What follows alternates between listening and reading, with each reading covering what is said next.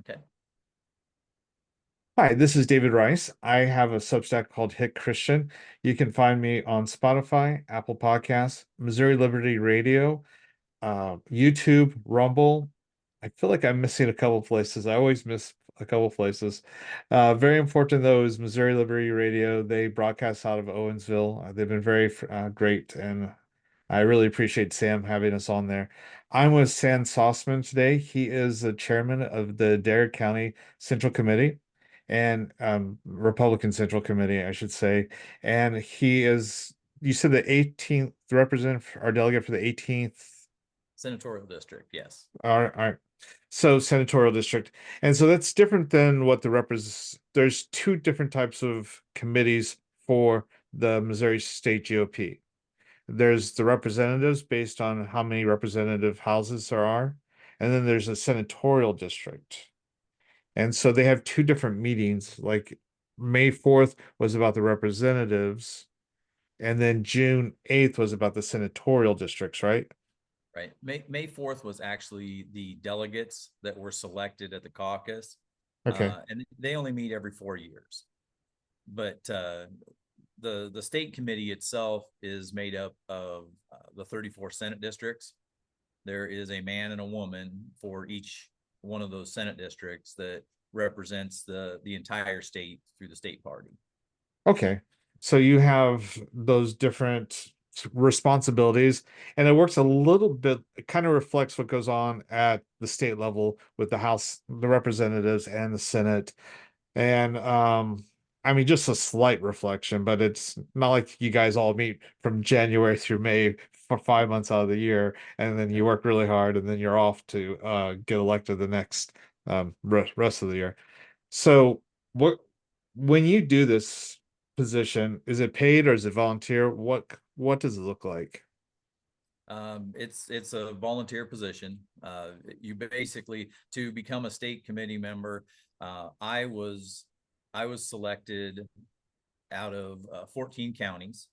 My Senate district is 14 counties that I represent, and Okay. the chairs and the vice chairs, and as well as some of the legislative chairs will vote for that position. So Okay. I was fortunate enough to be elected to that position, and have hopefully served my district well in that capacity. That's good. So what does the state GOP do? I think a lot of people think that Republicans, there's just this party, and that's all it really is. You have the R or the D next to your name, and there's this nebulous idea of a party, but it doesn't really matter much. But from what I've been able to see in my reporting, there's a whole system of operation going on behind the scenes where there's party politics, which makes sense. I'm not saying that's negative or positive, but there are operations for how it all runs day to day. Yes, that is correct. Okay. There really, when it comes to the structure of the party, Mhm. for the Republican Party, it starts at the RNC and ends with actually the most important part of the Republican Party, and that is the voters. That is the people that they will elect on the precinct level representatives to represent the county, and Yeah. then the county, will elect the state committee, and then actually as a state committee and as the delegates, we do select our RNC representative, the committee man and committee woman. So there's really a fairly large structure in place that goes into this. And boy, I got a fly just driving me crazy today. It's okay. So We can't help flies. They no, just do whatever they no, want. no, I think they want to come inside. It's cool in here, so Yeah. I think they're ready to come inside. But that structure is really supposed to be very representative of the people Mhm. all across our state. Those people that consider themselves Republicans. This is our opportunity to represent those people. And sadly, what we're seeing in Missouri is exactly what I saw happen in Illinois when I lived there. Okay. Uh, there was complacency, there was disconnect between the voters and the Republican Party. And well, we all know what happened to Illinois. Illinois was a pretty Republican state years ago, and now it is probably one of the most dominated by Democrats, other than maybe California.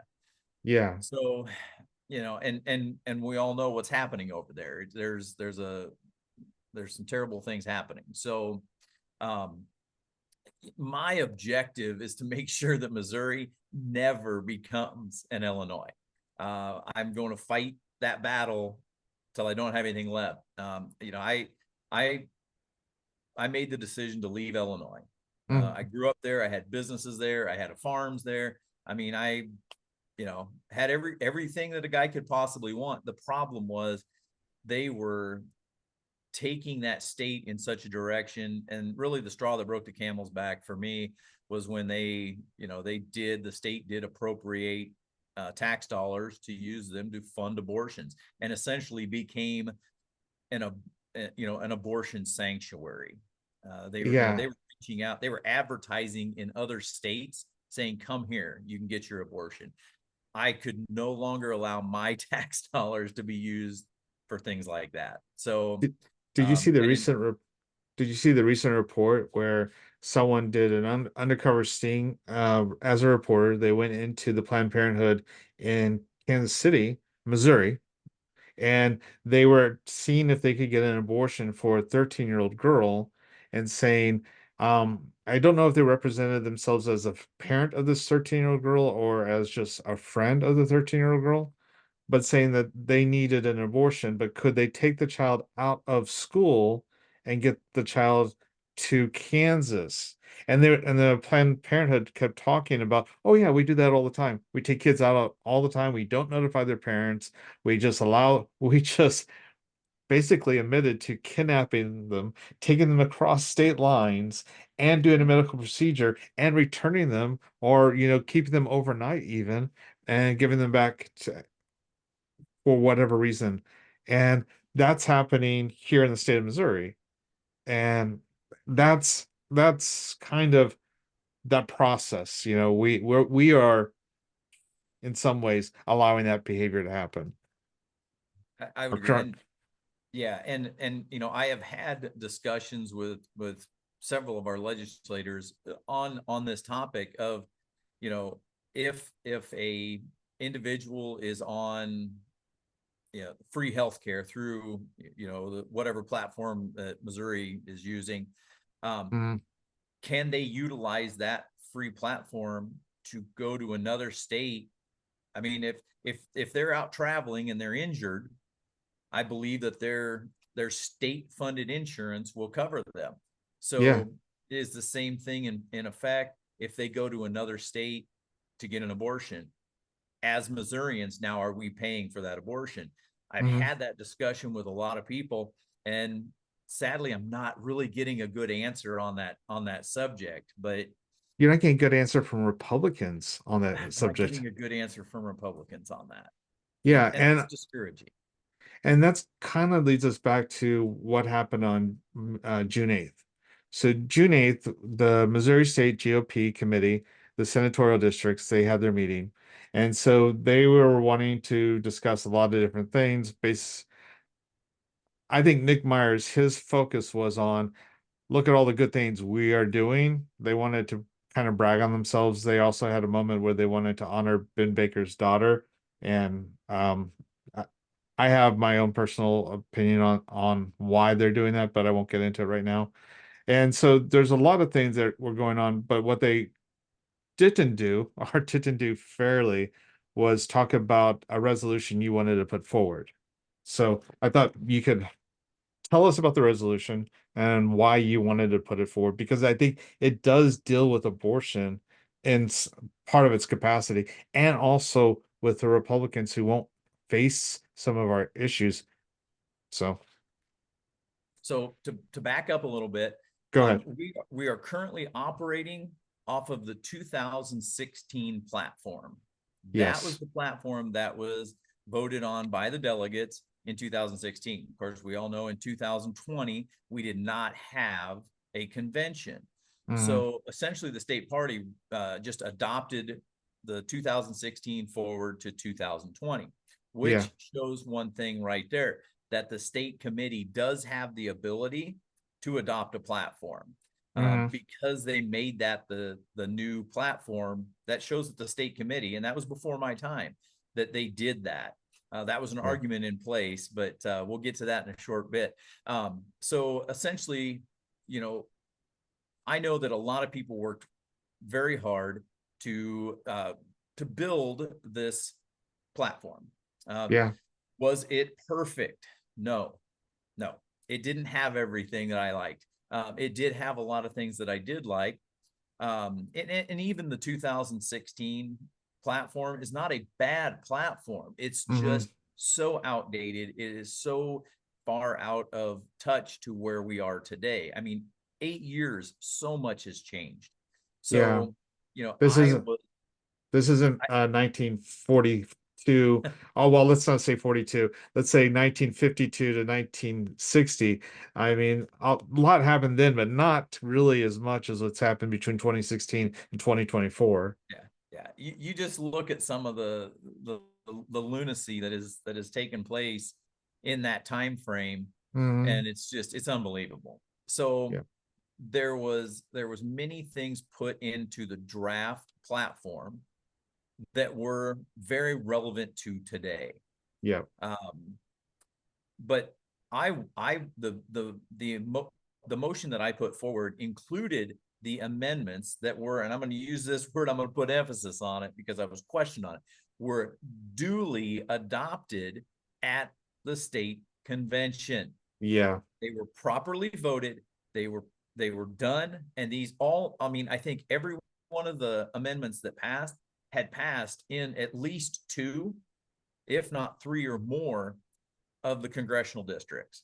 Yeah, Dan Stacy wanted to offer a friendly, what we'll call friendly, I'll do the air quotes, amendment to it. But Dan Stacy's also the one that helped make sure that the amendments were all killed at the May 4th by noticing the quorum had failed and then Yeah, calling for the motion. And so he he was almost like, I wouldn't say apologetic while he was there, but he almost was giving the impression that it was a great travesty that the platform didn't pass there, and it was so sad. And he just wished it had just worked out differently. He gave that impression in the speech he had while he was yeah. talking. And I know Dan. I've Mhm. served with him on the state committee. We've had quite a few discussions. Um, I am not, as a person who understands Robert's Rule of Order and the function of it, I'm not going to stand here and say that in any way, shape, or form he was in the wrong by Mhm. calling on that quorum call, because it was perfectly uh, legal Within the rules. to do that. Yeah. Exactly. And so, but I also feel that there was a lot of delay by him and some other members Mhm. that probably caused some of that loss of attendance, that eventually ended up being the demise of the convention. Yeah. So, um, I spoke with Dan even after the meeting, Mhm. on June, or there for the June 8th meeting, and I told him, I said, you had an opportunity to offer something else, but sadly, I don't think he understood what a friendly amendment is. I think he was just trying to be friendly and offer it, but under Robert's Rule of Order, there is specific guidelines for a friendly amendment, and that is really an Mhm. amendment that is presented to the person that makes the motion to change their original motion, um, and they didn't understand that. When I rejected it, they didn't understand that killed that friendly amendment. Amendment. Yeah. And so there was other options. So on the amendments, I think the biggest problem that some of the people had with the amendments that were added were some of them were definitely more legislative in nature. And amendments, well, platforms can get a little convoluted with too much. You really Hmm. want to stick to your, your main principles in a platform. Um, you have other opportunities to speak on your, on in more detail on each subject, but Hmm. it really on a platform it should be pretty cut and dry. It should be pretty simple, really. And there was a lot of complexity that was coming forward in that. And but listen, I presented it as the amendments that passed because Sure. that's what I felt was right. And I, Hmm. there was several that felt the same way. There was some scare tactics used to There were. try to, you know, make it sound like, oh, we're going to lose all of our delegates. Wait a minute. States across the United States use their state committees to develop platforms. Yeah, They don't someone's do that process that we do s- here. someone said it would be a deviation, and any deviation would allow the RNC to invalidate the delegates, or I don't know if that's quite the right word, but Yeah, that's the idea. it was a blatant lie. Yeah. That was a blatant lie. That was an attempt to cause fear. Hmm. This is not the first time I have seen this on the state Yeah. committee. It's unfortunate. Um, I actually reached out to the person who addressed that, and that person stuck to their guns on it. And Hmm. I'm just like, it just, show me, show me Yeah. the proof. You can't just blurt out things and say this is the way it is, and not have some type of evidence that supports it. And this particular person on Mm. almost every topic that has been brought forward has fought me. Yeah. um and it's I guess to a certain degree that is just something that I have to deal with on the state committee. But I try to present facts. I try to Hmm. present actual evidence that supports what I'm doing. And I hope that I presented that at that meeting. But One of the the one of the things that you stated was that other state committees and other states, like I don't know which states, whether it's Ohio or Minnesota or Louisiana, but you said that other states have used their state committees to pass platform amendments. And so the people, the opposing people, just kind of almost threw their hands up in protest over that claim or statement on your behalf. Yeah, Because and that doesn't surprise me. Yeah. They, because it debunked the narrative that they were trying to get through. Mm. um, that's when you start seeing the proverbial claws come out, and that's what we did see. I mean, Yeah. I when I was up there speaking, there was some, and I'm not sure exactly who it was, but it was a woman standing in line behind me. Hmm. She was actually like trying to say stuff loud enough into my ear to distract me from where I was going. And I'm just like, really? This is the tactic that you're going to try to utilize to Mm. disrupt what I'm doing here. Yeah. If that is how we're going to work as a committee, the operative word here is we're never going to work. We're never going to accomplish anything. And I don't work that way. Yeah. I I saw I want everybody to speak out. Yeah, I saw a county get up and speak out against the passage of the proposal or resolution. And the county I know worked really hard on putting that platform together. They spent hours, countless man hours putting that platform together. Um, and they were more than happy to help kill it because they have people that they're attached to who they want elected for governor that want that platform killed. And so they're essentially they're not making decisions based on what's best for the people in their county. They're making decisions based what's best for the political person who wants to be elected governor. And so I saw that play out towards the end of the speeches that were given. Yeah. Well, and I had friends that Mhm. spoke out against this. People that I mean, we agree on probably 98% of everything. Yeah. Um, but the beauty of it is, I mean, I knew going in that they were going to stand in opposition to it. And I told them, I said, and respectfully, I'm going to argue against you. Yeah. But I mean, we're not enemies because of that. Mhm. And that's not, I don't want anybody to think of anybody on that state committee as an enemy. While we have people who may not have the same interests or the same Mhm. desires to improve our state as some of us others do, we should have there really should be a common theme among all of us.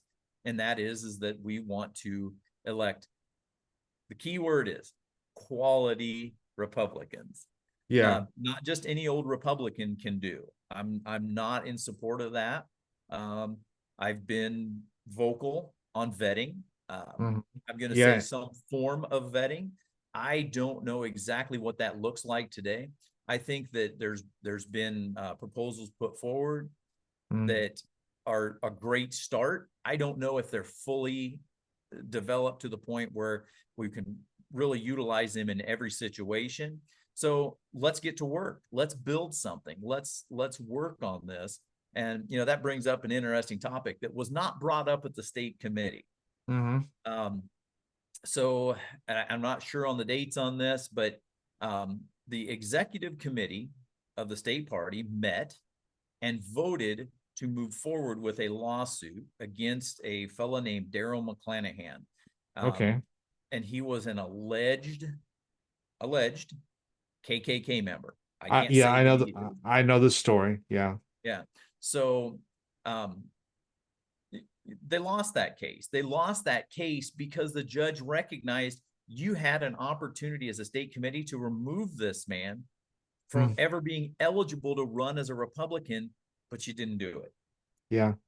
So vetting would have resolved this. If in Chris, fact this man was affiliated with mhm. a group like that, then we would have had the right at that point to refuse his filing fee, refuse his paperwork, and he Mhm. would not have ran. We are a private organization. The Republican Party is a private organization. We set our own rules.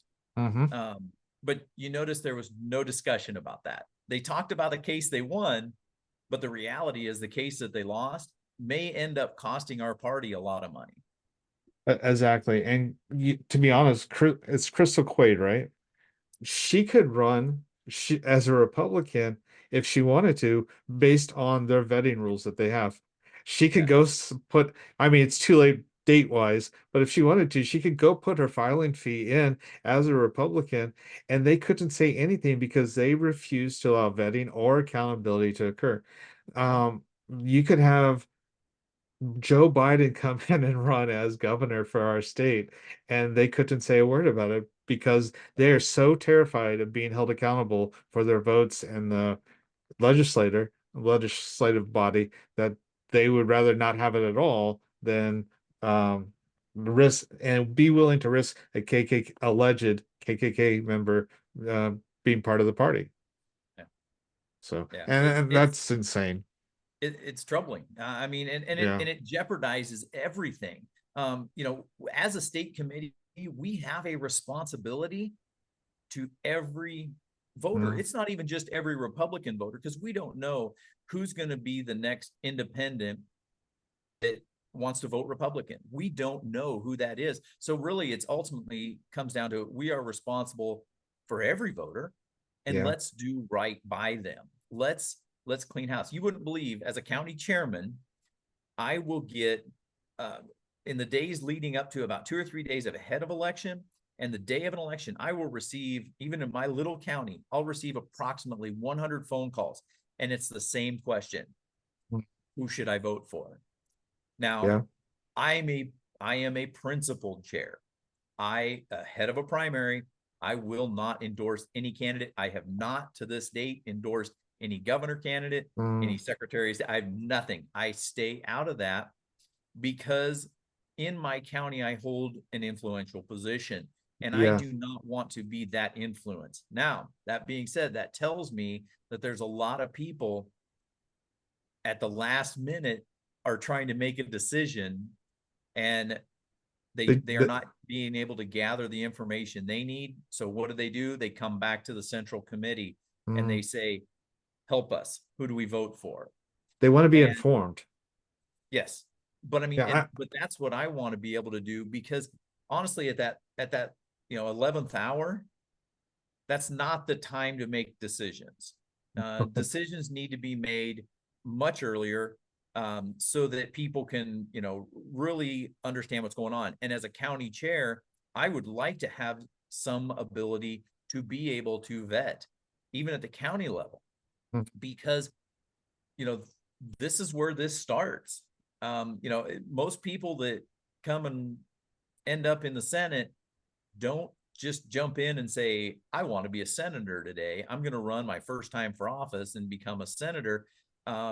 And once I get elected as a Republican senator, I'm going to change my votes and I'm going to start voting with the Democrats 80% of the time. That doesn't happen. These people usually come up through the ranks. Yeah. And this could have been stopped at a county level. Yeah. Money and popularity does not translate to good candidates. It does not translate to conservative candidates. And that's what we have to protect. And our one of our duties at the county level is to protect. Well, it's also at the state level.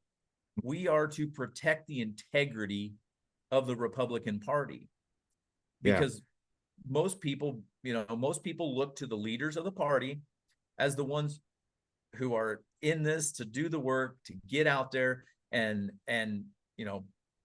work hard to make sure that the best candidates rise to the top. But here's the thing, we can't do it on our own. Voters still have a huge say in this matter. Did you feel, as they were talking about their plans for the future, that they still have the mentality that any R will do? As long as they maintain the supermajority. They were talking that they were just 2 away from losing the supermajority in the House. And I felt like they still don't quite understand that it doesn't matter if we have a supermajority if we still have people who are going to vote with the Democrats anyways, or who are going to vote like a Democrat anyways. And if you're going to vote like a Democrat 50% of the time, well, what's the point of you having an R on your lapel? So, right. No, I think that there is a certain degree of, let's find out who can raise the most, for candidate wise, let's find out who can raise the most money, who has the best chance of winning over quality. yes. And that is, that's a troubling place to be, because, it sickens me the amount of money that has to go into, a guy that wants to run for Congress better have $1 million cash. Yeah. Just to even start a campaign. Mm-hmm. Even at the state Senate level, you better have 250,000. Yeah. Even at the county levels now, it's getting to the point where if you don't have $10,000, you're already behind. They poured uh I think they poured over $200,000 into the school board races here in Springfield. Oh, And wow. yeah, and at the last minute they dumped $60,000 in for 2 weeks worth of campaign ads on TV. And that's part of the reason why they got 2 more very liberal school board members back into SPS. And so it is money. Money is important, but and they want those seats. They want those school board seats. They want those city positions, because that is their stepping stone. Yeah. I mean, the Democrats have beat Republicans in that area 10-1. I mean, it's just, it's almost embarrassing that Republicans, I finally got my committee convinced that, what, forget it. These are partisan races. Yes. And we need to endorse and we need to fund Republican candidates to run in these positions. Because guess what? The Democrats are Mhm. and they're being funded very well. Yeah. So, Uh, but this is how they take things over. Good. Yeah. Yeah. And it's not just school boards, it's the library boards, it's the planning and zoning commission, it's the health boards, it's the county commissioners. We have allowed so many of those positions to be seated by people who are either very weak Republicans or aren't are very liberal Democrats who say conservative things when they need to be elected, but at heart they're very progressive in almost every way they see the world. Yeah. So, and that's a dangerous thing for every small community. And a few people can become a roadblock or an obstacle, choking off the life of a community very quickly. Oh There's yeah. small towns in Montana that have gay pride parades because of a few people who are in charge of the city, you know. So, and that's the way it is sometimes.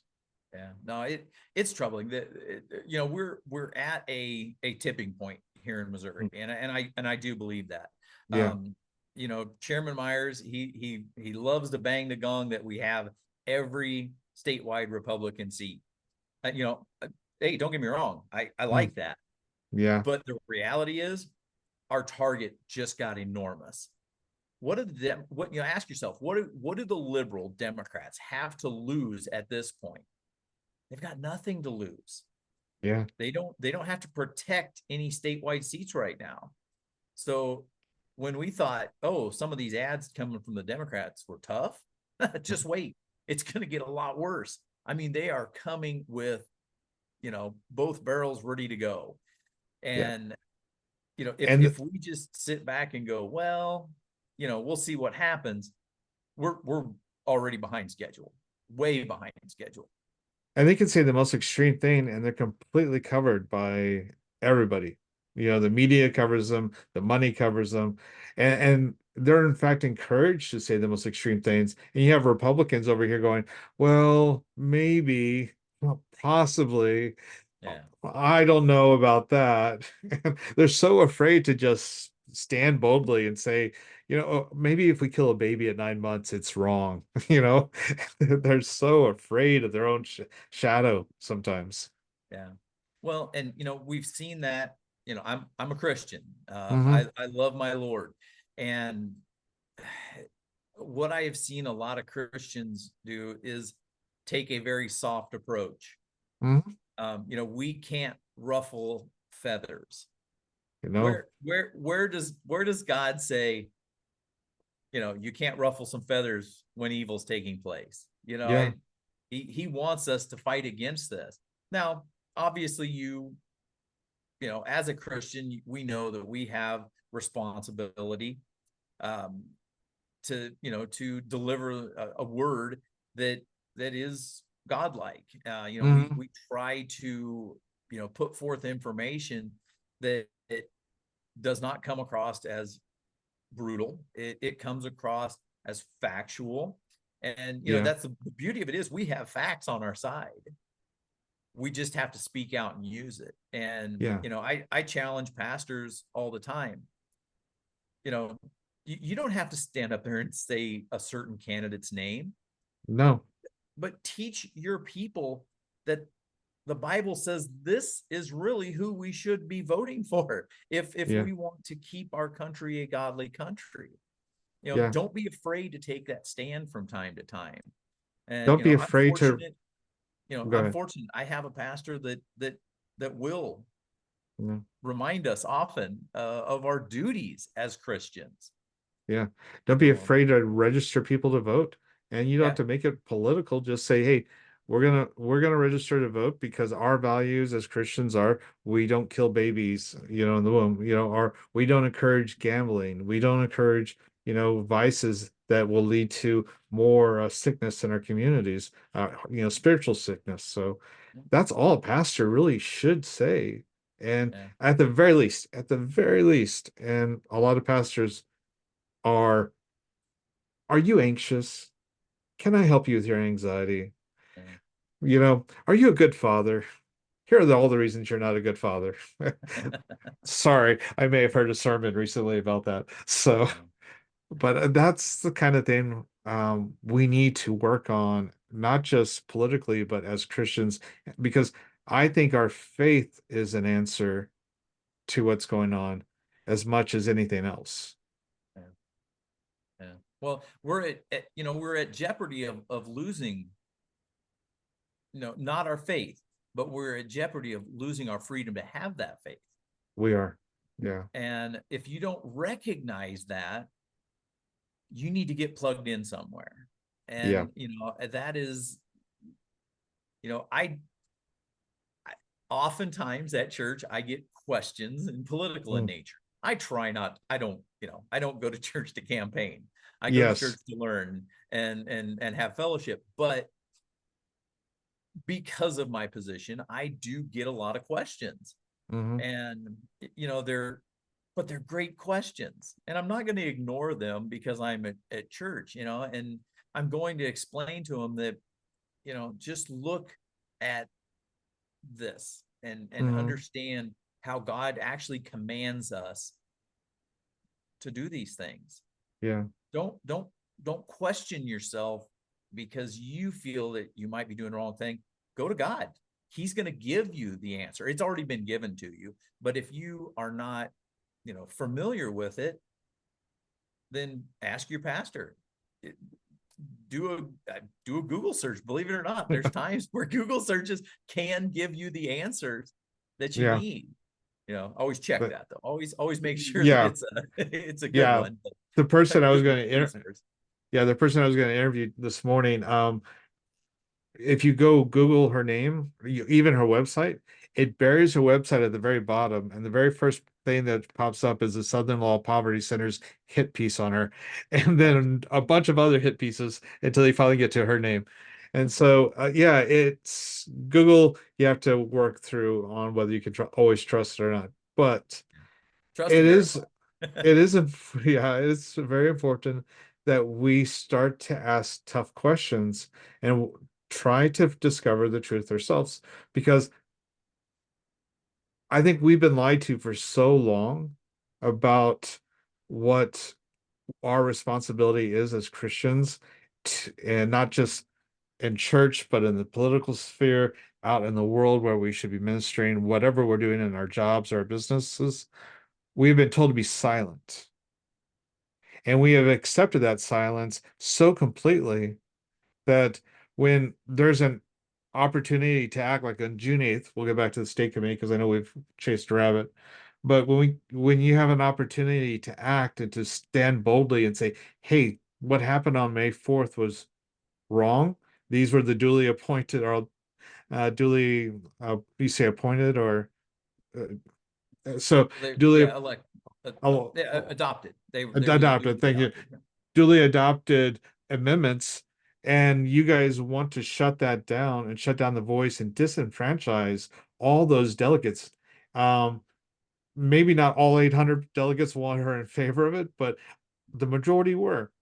The Yeah. majority of the Well, people who yeah, the numbers showed that. I mean, Mhm. even the change that came through with the RNC committee man and committee woman. Yeah, Uh, you know, I, those were significant numbers. I think David Leitner got 508 votes over yeah, his opponent. That's a big number. yeah, that's more than And well over half. oh yeah, yeah. Yeah. And so there was a message there that Mhm. people were fed up. And what I am hearing it's just driving me absolutely crazy is that these people that were there, they're not Republicans. They're not this, they're not that. And it's just like, really, because they're not polished like some of you people that have been engaged in the Republican Party for years, you want to discredit them. You want Mhm. to take their rights away because remember, they had to be elected. Their Yeah. county sent them. Mhm. And, that wasn't takeover. This was people finally stepping up at numbers like we haven't seen. My own congressional district Yeah. was very close to having what would be the grassroots win. I was on a slate, and I to this day, I still feel that I was put on that slate to draw the conservative vote. Yeah. You know, I'm honored to be going to RNC, Mhm. but all in the same breath, it's kind of a double-edged sword for me because, you know, I felt that, you know, if I was put on that slate to garner votes, the conservative vote, that's troubling to me. That's a Yeah. manipulation. And, you know, but that is politics. So it's nothing unusual. But, you know, I know several of the counties would not have voted for the slate that I was on had I not been on it. They told me that. Yeah. And there was enough of them that the other slate would have won. So that tells me that, you know, and I happen to come from the largest number of delegates. We have 156 delegates in Congressional District 6. Okay. Um, that's the largest number out of the state. So there was a lot of people there voting, and to have it come down to be that close of a race Mhm. tells me that, you know, you can't just shove those people off and say you don't matter Well, because it's the insults that were going back and forth about, and I've seen the insults not just about the delegates, but before, if you're not part of the group that, and I'm wearing a tie today, and I'm just trying to look a little nicer for my interviews, but I I hide purposely my education on my Substack. I hide what I've done, and I hide my background because someone called me a hit Christian once. And they said, "You're just a hit Christian from a small town, and you don't know what you're talking about, and you can't answer the hard questions." And we're talking about God. You can't answer the hard questions about God, and so you don't know what you're talking about. And it is that dismissal of who people are just because they don't come from the right place. And there's so many people in Jeff City who are trying to pretend that they come from the right place, trying to pretend that they have value, and trying to and they are so attracted to the establishment order, and they want to be seen as important and accepted, that they're willing to put everybody else down who doesn't have the right look or appearance just to make themselves feel better about themselves. And it's just an ego vanity thing because of their own insecurity. And so uh, I agree. It is it you know it 90% of this is about having a name. it And, is, you know, listen, if I go down at the end of time here and my name is Mud by certain people, I'm not going to care yeah. because my goal is to work really for the people. We hear that a lot in politics, but, Mhm. you know, I've got a very long history in the Republican Party where I have fought those establishment Republicans. Mhm. I've taken them on. I've challenged them, and, you know, I do it in a respectful way. Listen, I don't. If you were at that meeting, so, you know, That did you I were ever come up? respectful, but Yes, they weren't respectful to you. they were not. They were They not. were But rude. Sorry. you're right. Yeah, They were it so was. rude. I notice it, but I've learned to look past it Sure. because if Yeah. I've got a message that needs to get delivered, I Mhm. focus on that. I hear all the rumblings. I hear the mumbling. I mean, Nick Myers spent more time staring at me than he did looking at anybody else in that room. Yeah, I did he give him one of these during yeah, that time frame because I'm like, "Do you need something? I'll yeah, come up and talk to you if you need help with something." yeah. Um, you know, He just hated you. And then Lowell, the lawyer or yeah, the parliamentarian, yeah, I I I have a twisted sense of humor, so and that's probably why I write so much satire. But I had this image of the Thomas the Train Engine, and there's a little train that was always complaining, and I just got this image of a train named Lowell, and that's what ran through my mind. And so that's just me, and that's my satire mind. But he was just so, I'm short, I'm 5'6", I'm not a tall guy, but he just had this short, I'm angry, you shut down, you shut up, I'm gonna be bigger and taller than you. He just had this aggressive energy to him. And so I suspect Lowell has a little animosity towards me because I a little, publicly, yeah. I suspect he has heard some of the things that I've discussed with other people regarding his epic failure. Uh-huh. You know, he is the Republican Party's attorney. While attorneys don't have a direct responsibility to tell you you're going to lose a case, Mhm. if he is a true Republican, then he should have advised Nick Myers and the executive committee that their case was nothing. Bad. They were Yeah. not going to accomplish anything with that other than what cost the Republican Party money. Mhm. I called him out on it. I essentially told him he was a failure as an attorney. He did And brag about getting paid. yeah, well, So I will be maybe there's a getting that reason. information. I will be putting in another audit request. Mhm. I'm the auditing firm that currently does all the books for the Republican Party. The fella I talked to said I think it was 15 or 20 years that they've been doing it, never has a member asked for an audit. Really? Last year I did.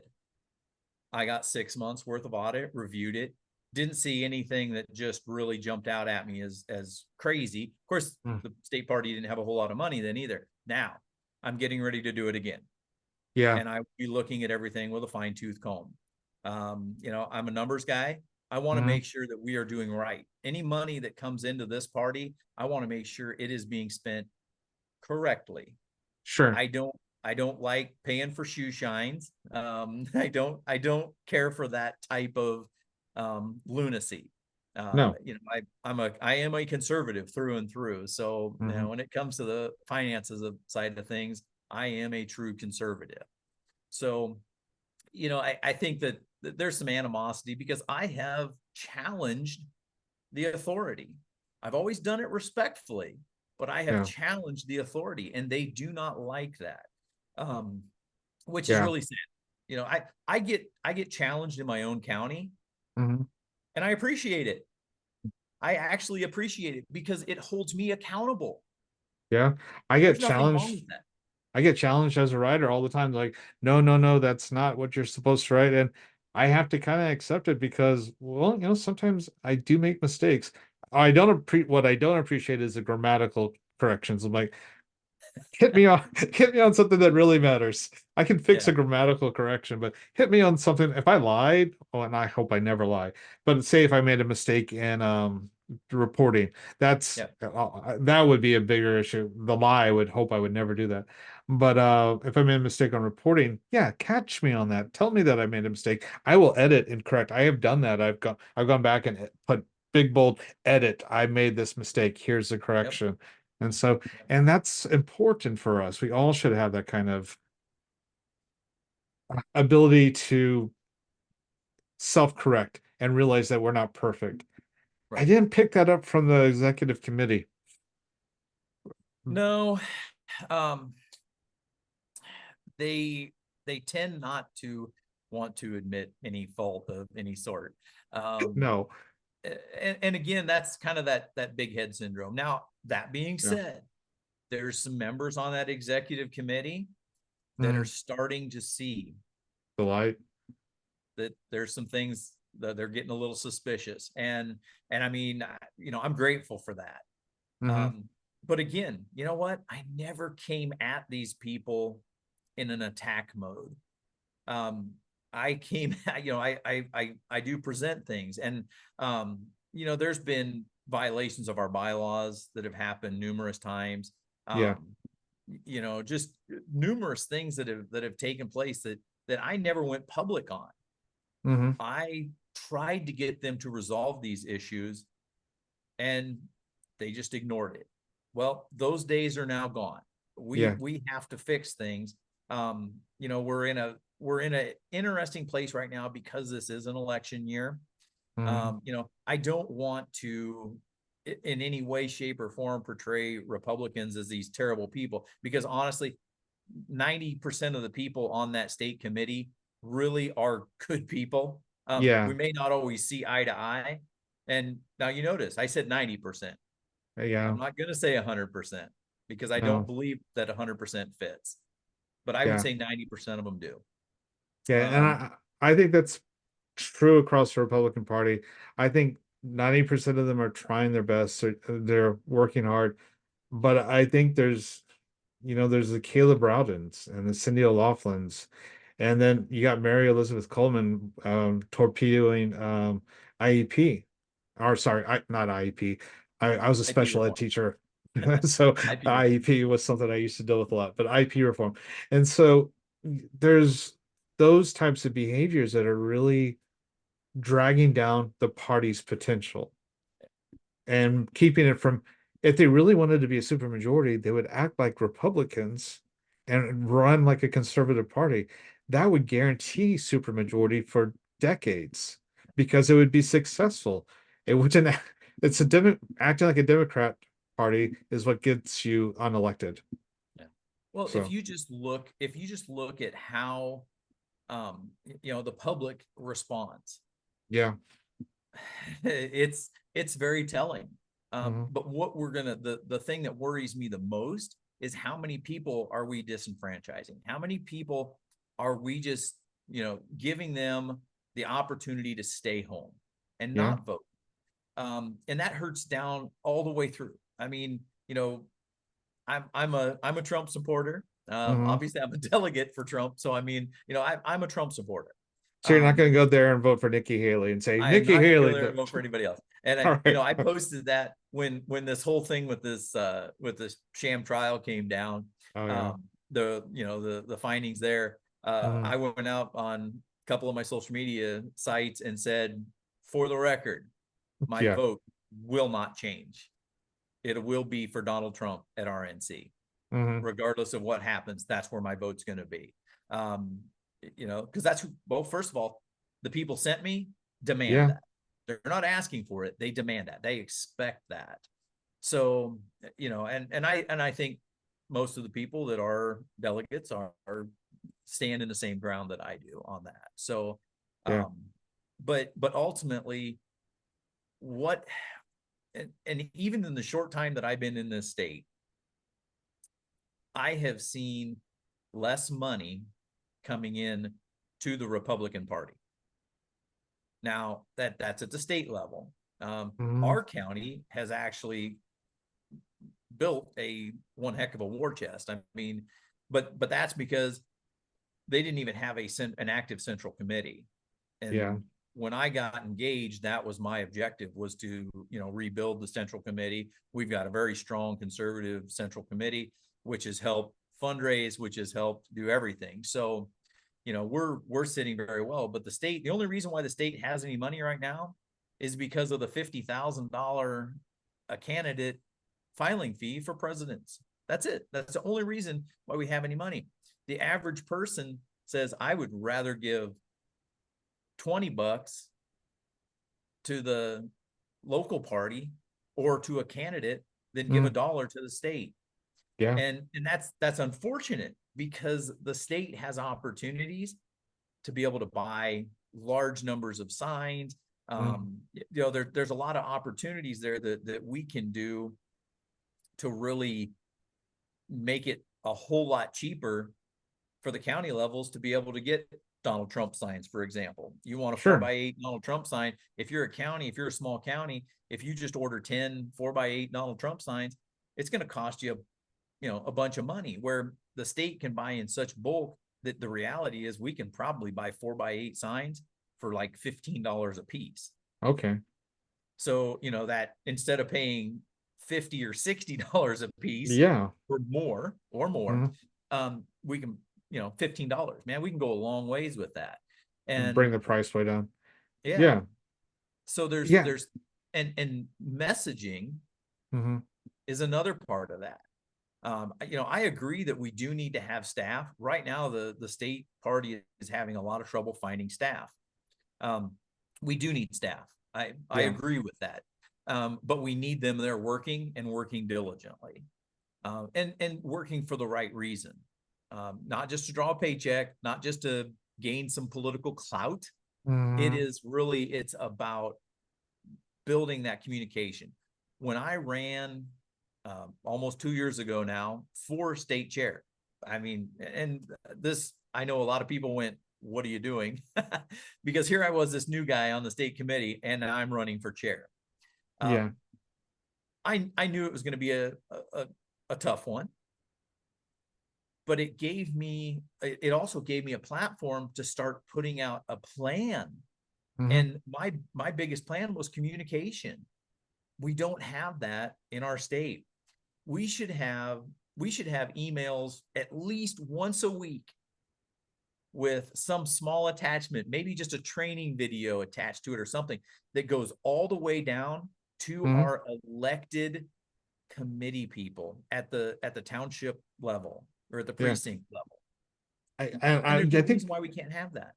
I think you and I talked about this on the phone, but I think part of the reason why the state committee or the state GOP has so little money is because there's a push to get the reps to get their money, not from the grassroots, not from the state committee, but from these shadowy figures that have millions of dollars who are trying to push bills through, like SB 727, for example. But it works that way. I'm not saying that that's the system we want, but that's the system. If you starve the state party and you starve the grassroots, you force the reps and the senators and the lieutenant governors to go to Rex Sinnickfield to get all their money. And Sinnickfield just put a ton of money into a Kehoe's campaign, about $1 million. I just saw the article today. And so they're able to fund basically everybody's campaign without the state party ever needing to get involved, with just a handful of millionaires or billionaires. Well, here's an example of how that works. Yeah.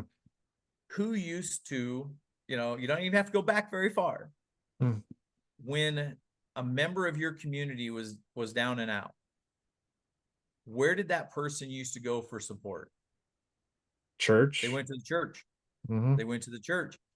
Then look at what happened. The government got involved and said, "Oh, we'll take care of you." Yeah. And then the church got to the point where they didn't need to fund those people anymore, and the government now has control over that, and they can influence those people. Yeah. So it's really no different. I mean, if we take this back and go back to the church, I mean, I get it. The church wanted to hold people, accountable. They wanted them to be able to learn. Let's help you. Let's see what we can do to help get control of your funding, your finances, or anything like that. The government doesn't care. Yeah. The government says, we'll just keep handing you more money. And people don't like to be held accountable. Which ultimately they are being held accountable because they are taught to vote Democrat. Yeah. That's how they're being held accountable. And I think people like Rex want to create that environment where people are being taught to vote Republican. They saw that we can get people to vote Democrat by getting them dependent on the system. Let's get them dependent on this. Let's get conservatives dependent on the system so they always vote for Republicans. And so we get these school parents, homeschool parents, who need our money in order to fund the curriculum, fund their co-ops. And so now they're going to request more and more money every year because as costs rise, because the government's now involved. They will family here. Yeah, they will become the new lobbyist. They'll become the new welfare queens. And so we will have this built-in system of people who will always vote Republican and will always vote for an increase in government. And so it works out really well to take the Democrat model and then apply it to big government Republicans. And that's kind of what I'm seeing with some of the people like him and the Koch brothers and some of their policies. And there's a lot of lobbyists and donor groups that are aiming that way and trying to get the Republican Party completely out of the picture. Yeah. So Well, like I said earlier in the conversation, we're on a downward slide. I mean, Yeah, things are going downhill rapidly. And if we don't, if we don't put some barriers up to stop it, where are we going to be in, let's just say 5 years? Where are we going to be? We're not going to be holding on to the seats that we have. We'll be no, struggling to keep a majority if we don't shape up now. And that's yeah, not a scare tactic. That's reality, because we can see it. We can see the change that's taken place just in the last 5 years. yeah, It's pretty startling when you start looking back at, in a 10-year span, what can happen. yeah. In And 20 it will years, happen. in 20, 30 years, Springfield, St. Louis, and Kansas City are Detroit, you know? Yeah. Yeah. So, well, I think we've covered almost everything, even a lot more than that. And I don't want to take it up any more of your time. I really appreciate it. Jason Soseman you are considering a run for the chair of the state GOP? I have announced, after I Okay. get back from RNC, I'm going to be putting out an uh, entire, platform of my own that's going to show what the plan is. Okay. I'm hoping to meet with some great folks up in Milwaukee, that can help Missouri, not me, Sure. help Missouri. Okay. So I'm gonna be doing some visiting with folks up there to Well, try to bring some big names to Missouri in the future. So we all right. can we can energize voters. We can bring them out. So Well, I hope your campaign goes well. And thank I you. know it's not a normal person voting for you, it'd be committee members. It is committee members. Yeah, it'll be Okay. 68 people, 68 people. Well, I hope that goes well because it was what 14 to 641 on the vote. 18 to 44. Eight, Yeah, and okay, and 1844. and that wasn't now. Don't think that's No, reflective that's not no, of. that's not what I was getting at. That's not what I was getting at. Sorry. I know there's a lot of grassroots on the other side. I apologize. That that was just I was trying to do the math in my head. So and breaking it up. I But go need ahead. 35. I need 35. You know, Votes.